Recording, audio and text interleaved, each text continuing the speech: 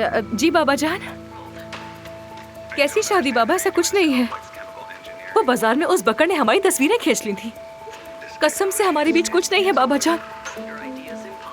बाबा यकीन करें, मेरा आमिर से कोई ताल्लुक नहीं है। मैं बस यहाँ काम करने के लिए आई हूँ और कुछ नहीं। क्या मैं यहाँ काम पे इस तरह की हरकतें करूंगी? क्या आंखों में आंखें? अरे बाबा ऐसा कुछ नहीं है, वो बस तस्वीर में ऐसा लग रहा होगा। मैं तो बस दुकान में सिर्फ चीजें देख रही थी। बाबा क्या आप जानते नहीं अपनी बेटी को अच्छी तरह से? अच्छा ठीक है, हंस लें आप भी बाबा, हंस लें आप भी हंस लें मुझ पर। अच्छा ये बताएं तबीयत कैसी है आपकी? बहुत याद करती हूँ मैं आपको। बस वापस आना चाहती हूँ जल्दी से। अगर मैं ना करूँ तो आप मुझे कॉल करेंगे। काम की वजह से भूल जाती हूँ मैं कभी कभार। अच्छा बाबा, अच्छा ठीक है। मुझे भी बहुत प्यार है आपसे। Good night. ख्याल रखिएगा अपना। खुदा हाफिज।